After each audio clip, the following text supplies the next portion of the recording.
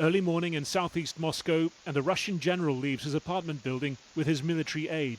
To their left, a bomb concealed in a parked scooter detonates, both men killed in the blast. Another camera captures the force of the explosion. It shatters windows, punctures walls, terrifies neighbors. My wife and I were woken by a loud explosion. At first, we thought it was a drone. Right now you see a lot of police, but usually everything is open. Anybody can go in and out. Minimal security then for a high-profile member of Russia's military.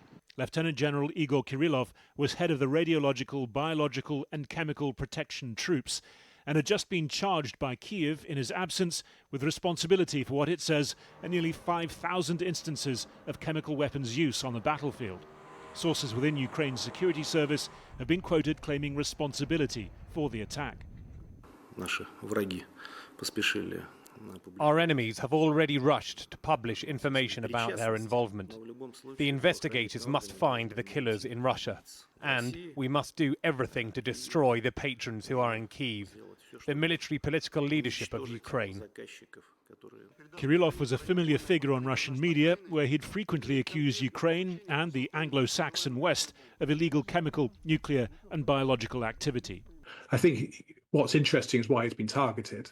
It's not just by the Ukrainians, if we assume the Ukrainians, to take action against the man who's being responsible for use of chemical weapons against their troops in Ukraine, but I think also as a figurehead for the sort of lies being pushed out, and also to send a message to the wider Russian state that no one is beyond reach of the Ukrainian special forces.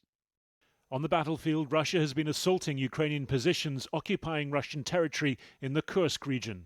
Ukrainian units posting these images say they show North Korean troops being targeted, as many as 50 men killed over the course of 3 days. For the third day, the enemy is conducting intensive assaults in the Kursk region. North Korean army units are being actively engaged. Their mercenaries have already suffered big losses. But this is a war being fought on other fronts. With Russia's economy under growing stress, it's ever more reliant on its shadow fleet of sanctions-busting oil tankers. 2 broke up in the Black Sea over the weekend. Today, a third issued a distress signal. The environmental costs are mounting. There are reports that shortened riverine vessels, unsuitable for heavy seas, are being used. The Prime Minister in Estonia promising to sanction 2 Russian maritime companies and 20 ghost tankers, less forthcoming on this morning's attack in Moscow.